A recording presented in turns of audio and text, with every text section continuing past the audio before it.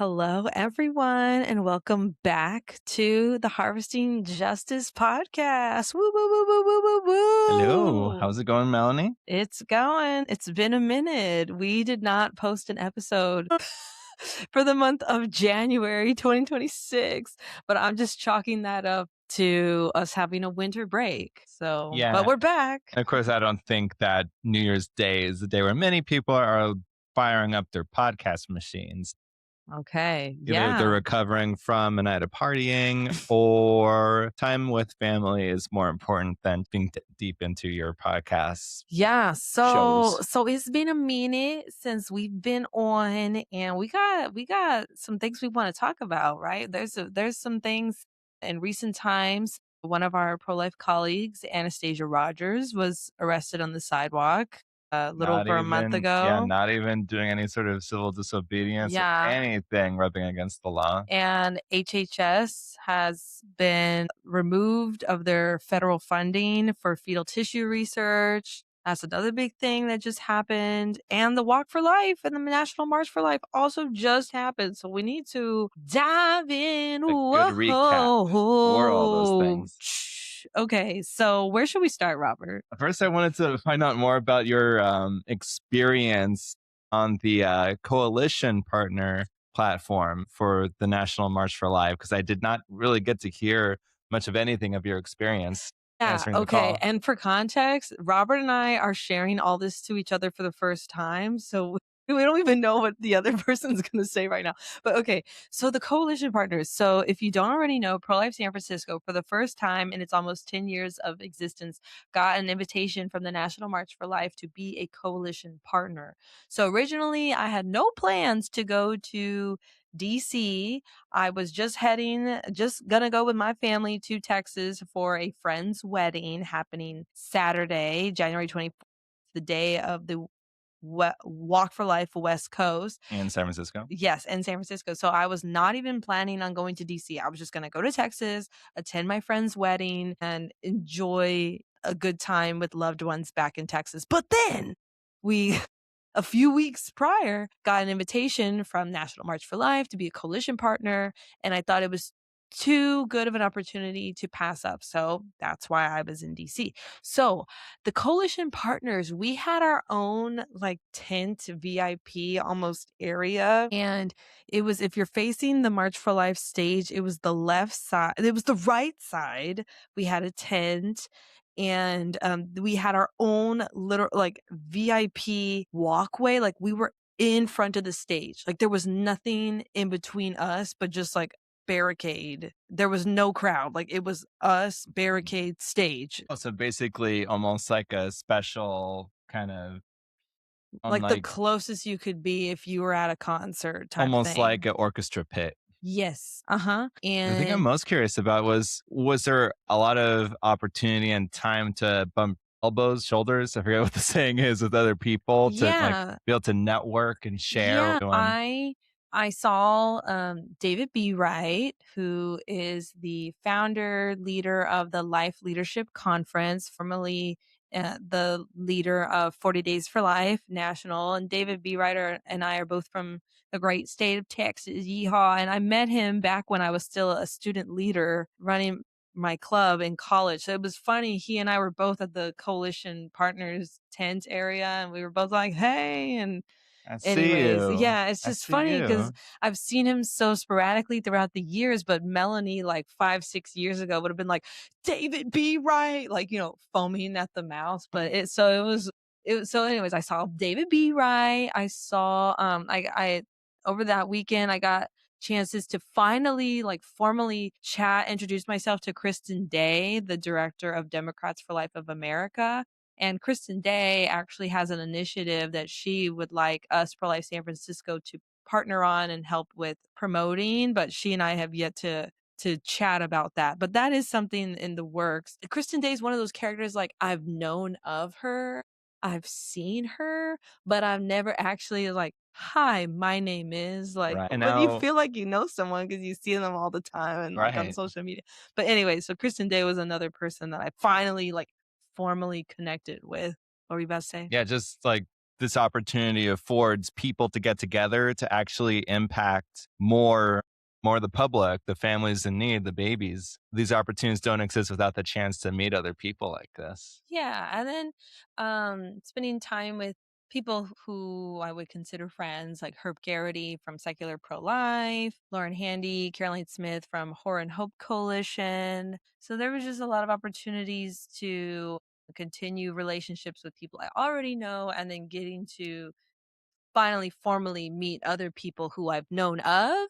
Maybe they knew of me, but I there was never a formal introduction until I was in DC for the March for Life. So Right. the actual tent of the coalition partners, I was picturing this tent was gonna be like couches, widescreen TVs, like hot cocoa. Air conditioning. I heard you talking about with John Lively, our friend, Yeah, one of our board I mean, members. the tent was heated, Yeah, but or it at was least that. but it was just like dirt, grass floor, plastic chairs, like, and I spoke to someone in the coalition partners tent, like, I don't know why, like, I really just pictured there would be, like, couches and flat screen TVs and hot cocoa, But why and though? they were like, "I don't know, I guess I just thought, like, special treatment that we would get a flat screen TV to watch the stage, like, watch, the live stream," but they were like, "Oh, no, girl, that's the VIP tent. You're in the coalition partners."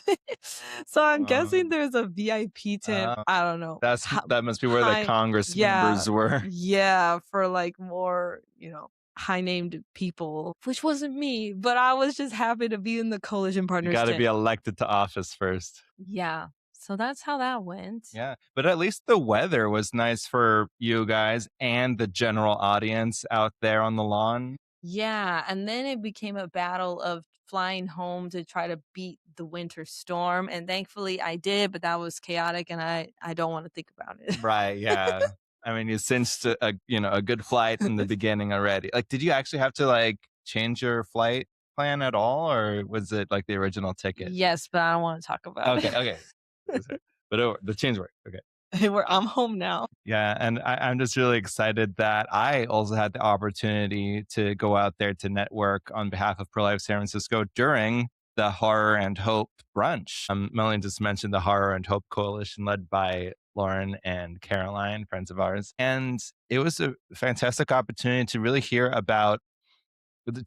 the heart of people focused on other victims of violence and and other causes. And I think Melanie had a really poignant statement to make during the Horror and Hope National Day of Action Vigil, that being a part of this community of this event, kind of seeing multiple communities come together, actually, it really gave her, and I would say gave me too, an opportunity to mourn for those other victims, because a lot of times it feels like all of our like emotional, mental, physical energy is wrapped up with one category of victims of violence here on the Mm. planet, Uh, that we don't have any bandwidth left, that we would like be burnt out if we were to give. And this isn't like a universal thing, like of course whenever we're watching the news, if we're in the mind frame to be watching the news or be reading, news outlets on social media and just scrolling through our computers,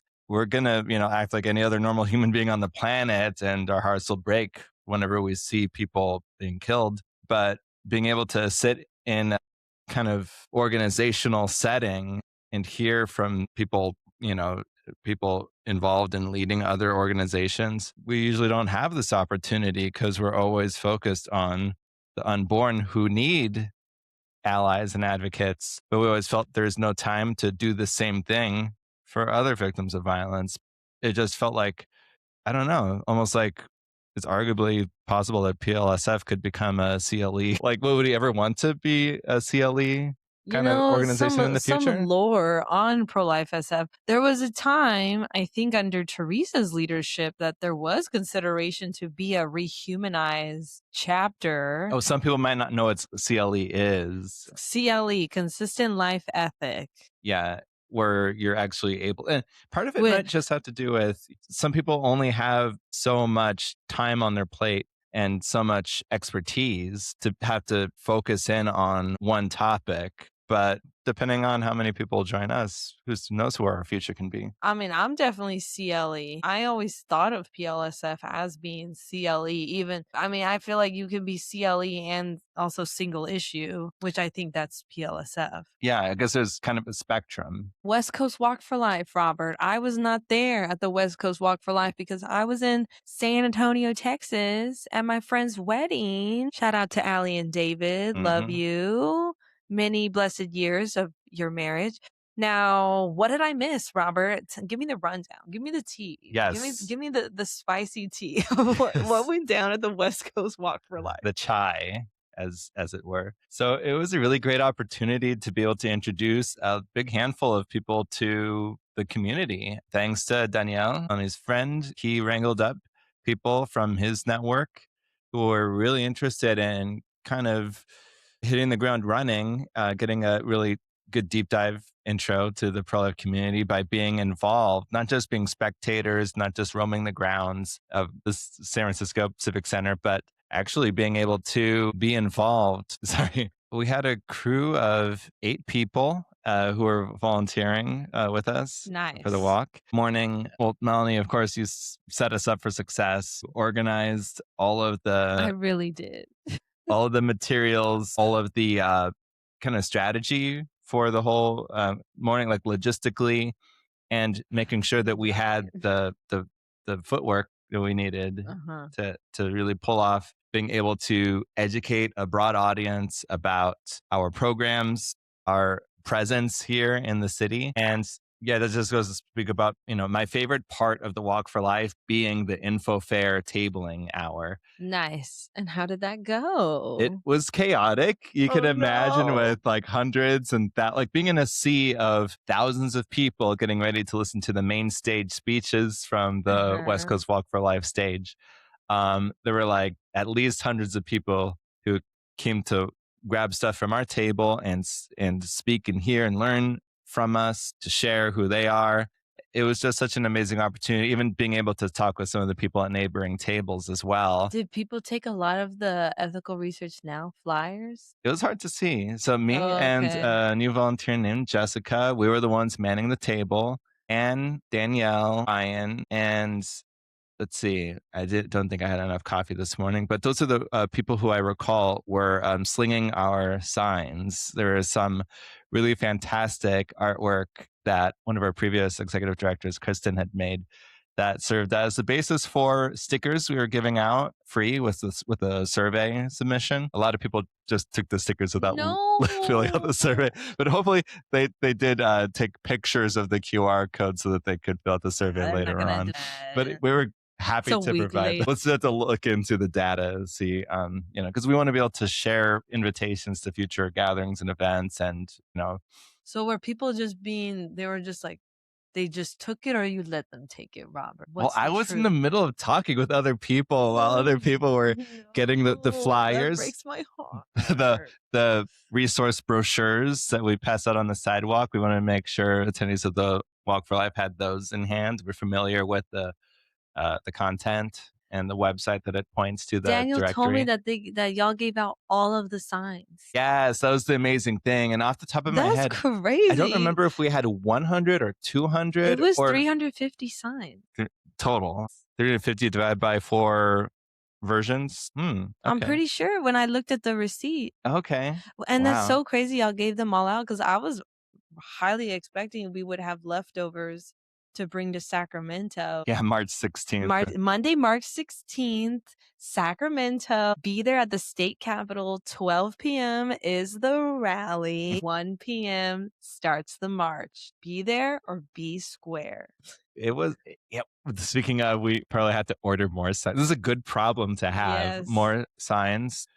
Maybe it gives me an opportunity to think of some hand created, handcrafted signs that we could make, because we want to make sure that those legislators hear specific calls to action that we would have them do in order to divest from abortion. Because really, California lawmakers are some of the most, um, the most at fault for the expansion of abortion in the U.S. And did you see that news recently about a California doctor who was I forget what the right technical term is, but indicted in Louisiana for sending in the That abortion pill. sounds familiar, yeah. Yeah, or at least charged. I think the word indicted has. I'm always a very, I'm Very overthink things. particular about his choice of Yeah, words, I about think his indicted language. has to do with grand juries. I don't know if it had anything to do with the grand jury, but at least, there was a charge put out and an extradition request for this doctor who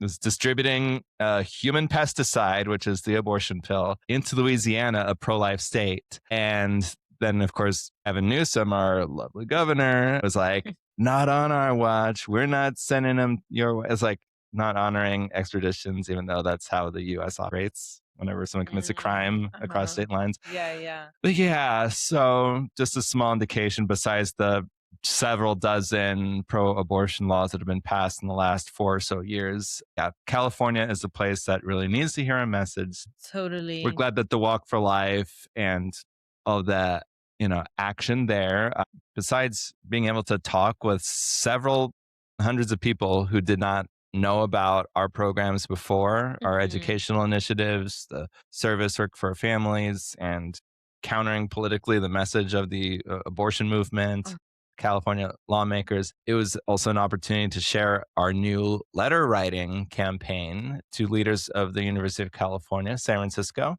And most of you watching, listening might have already logged over to this, check this website out, ethicalresearchnow.org. And we were really happy to be able to kind of enlighten people for their first time being aware of this abortion more generally, to know about specific, I guess, moral infractions, to use a term, of this medical atrocity of aborted organ harvesting. So I'm so happy y'all gave out all the signs. I'm so happy people liked the stickers.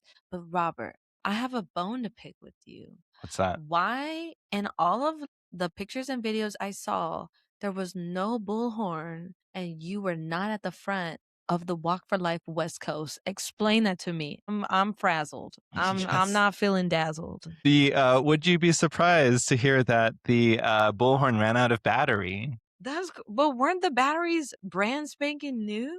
Yeah, Y'all were just using them that much? Like, I how did guess. Maybe we like blew it out in the maybe first it's a like problem with 10 the minutes. bullhorn. In the first 10 minutes, it stopped Yeah, working. I don't. We should have had like a backpack full of batteries to How guard against no, that there's no way issue. you could have planned for that. Oh my gosh, in Yeah, the first 10 minutes. right. What the heck?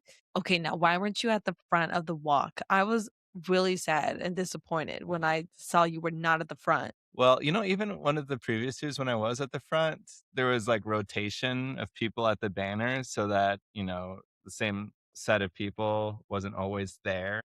So they wouldn't have been in every one of the photographs. But Okay, yeah, this year and I felt to kind of um, attached to my role as banner captain for Pro Life San Francisco.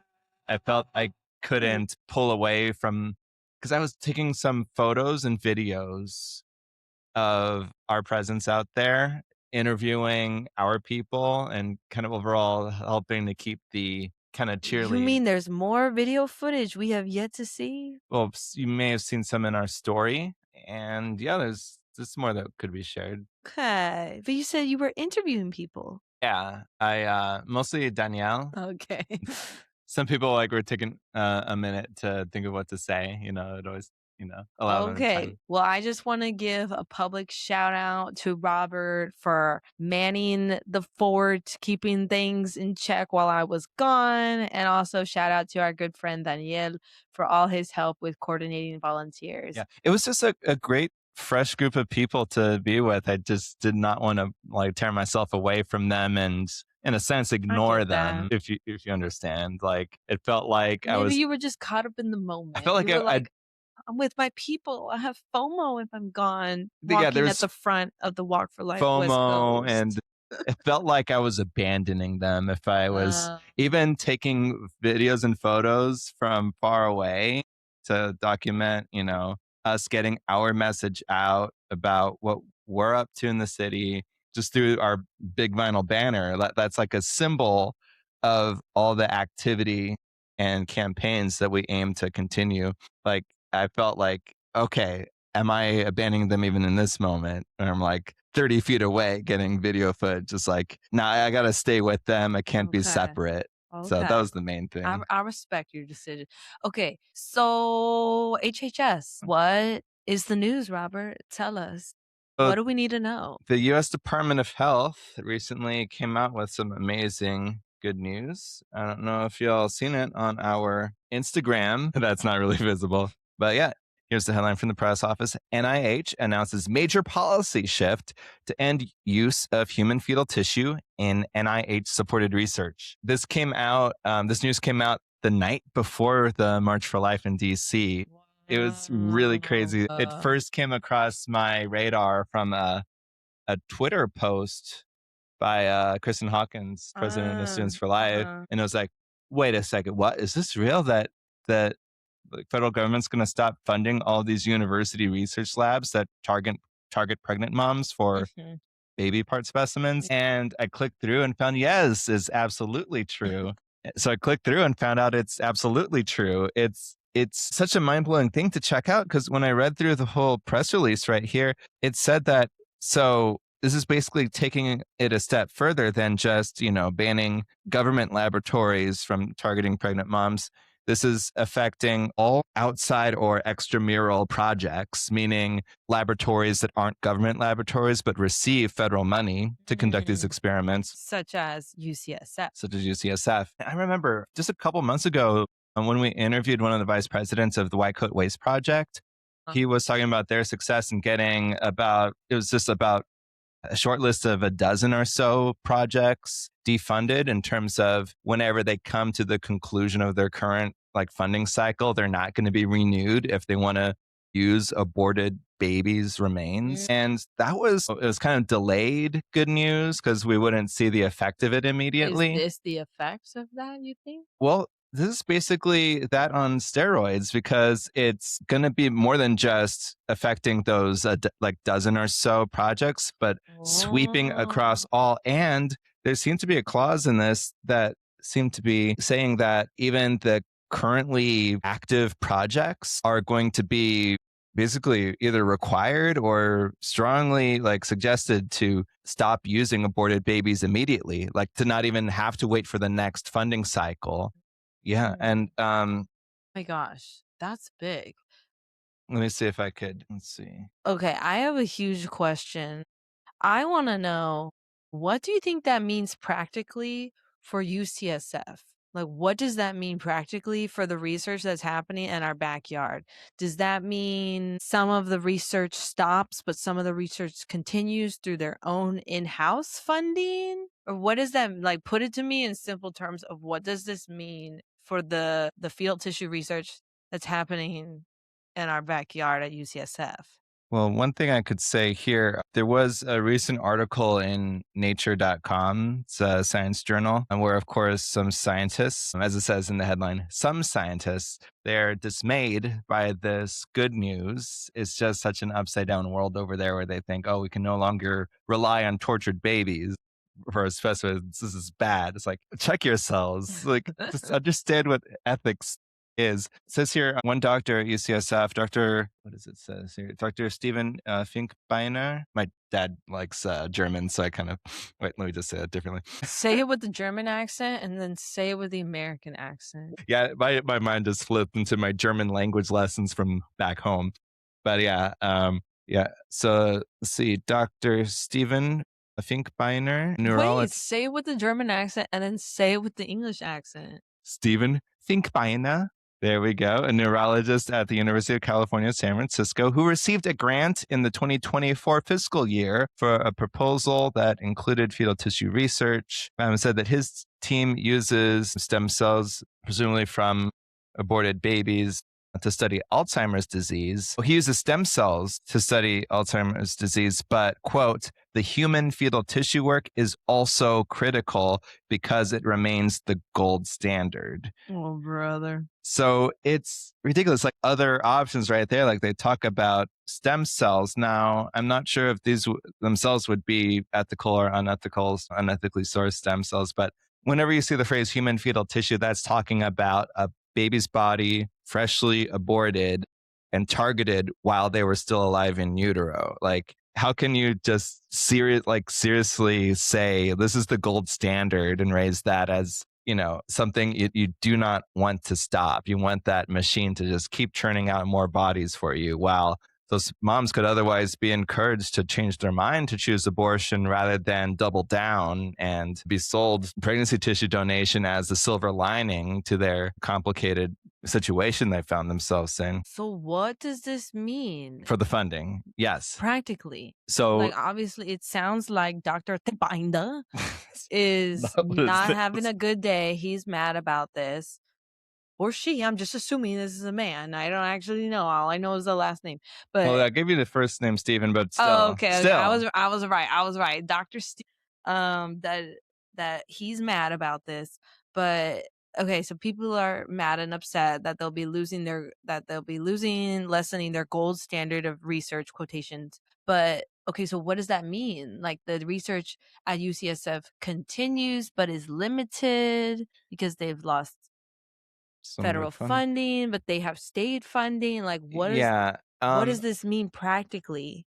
Let's If you see. know. This is something that any one of us, anyone out there as well, could kind of learn from reading any medical journal article where you see all the funding sources. So I pulled up one random article here. And in terms of acknowledgments, they talk about, this work was supported by grant FIRB, and it gives a long list of like letters and numbers, and a grant from different foundations.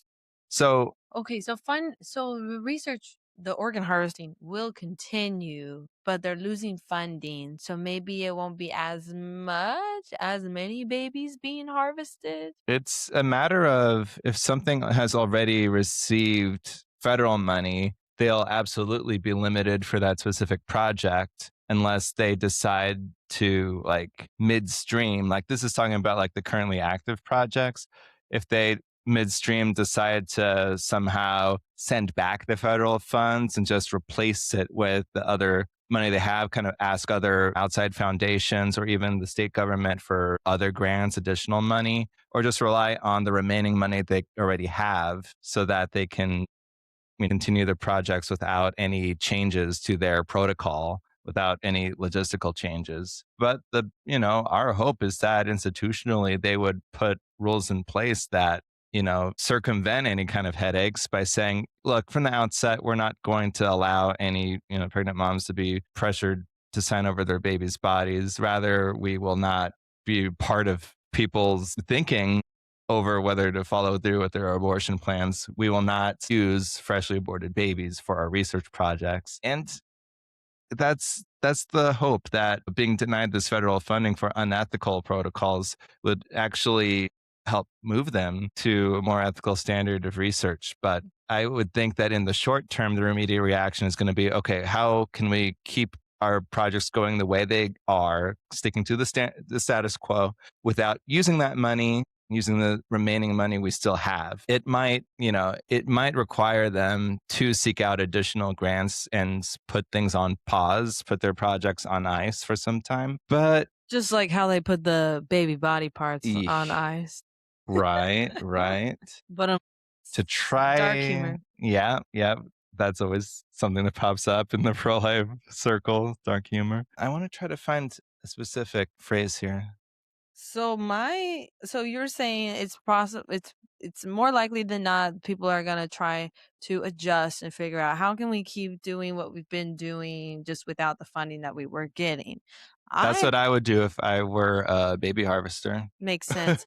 My hope, I'm sure all of our hope is that knocking down this, leg of the funding will equal eventually of like, oh man, we just can't keep going no more. And then equaling, less babies being harvested for their body Yeah. parts and hopefully less babies being killed in general.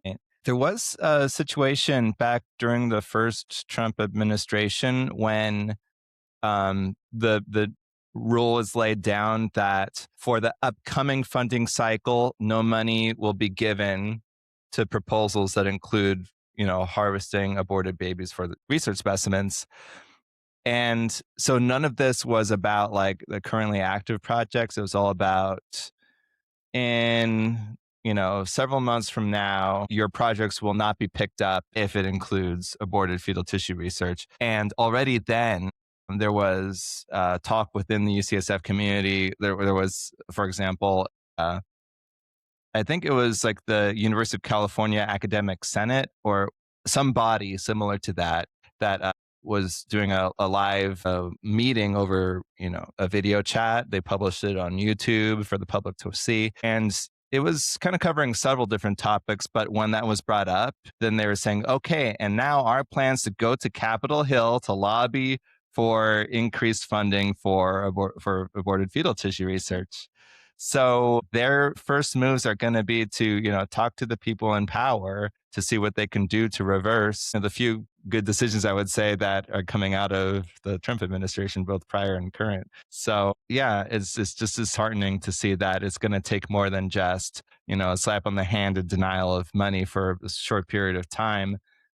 It's But going to this take is more a than that to affect them, to get them to just switch up you know, their view of the ethics of this thing. This is a great start, though. I think this is a at least a victory in the right direction, and hopefully the NIH removing their funding will be a tutor for other sources of money to also remove their funding. I think this is at least a good victory in terms of fighting for the end of fetal tissue research and fighting for ethical research now. You can go to ethicalresearchnow.org action, contact all the people within power of the UC system, let them know that you demand for ethical research now. So, If I could okay. I read this press release from top to bottom? Because I just think it's really well written.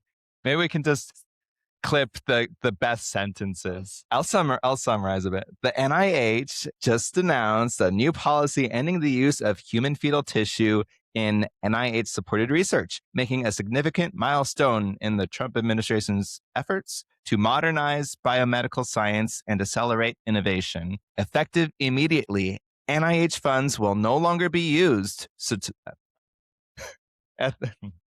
Okay.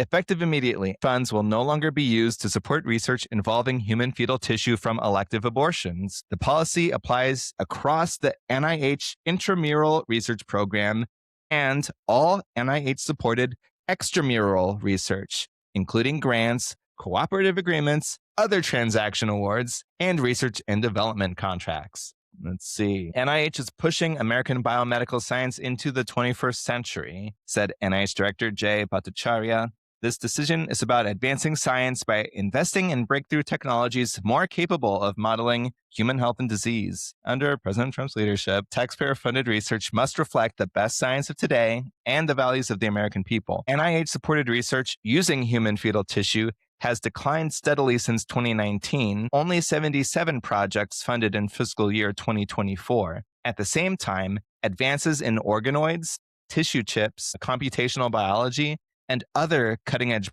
platforms have created robust alternatives that can drive discovery while reducing ethical concerns. The updated policy ensures that limited public resources are directed toward research approaches that offer the greatest potential to improve health outcomes for all Americans. So, Anastasia Rogers, our friend, our colleague, was arrested on the sidewalk of Planned Parenthood, Northern California's flagship headquarters, 1522 Bush Street, San Francisco, California. Anna is facing a potential restraining order by Planned Parenthood, and this is due to the California FACE Act taking a funny, trendy video that Anna made on the sidewalk, totally out of context, and really just trying to keep her from doing peaceful, law abiding sidewalk outreach. Yeah, like if you would, it's just such a ridiculous situation because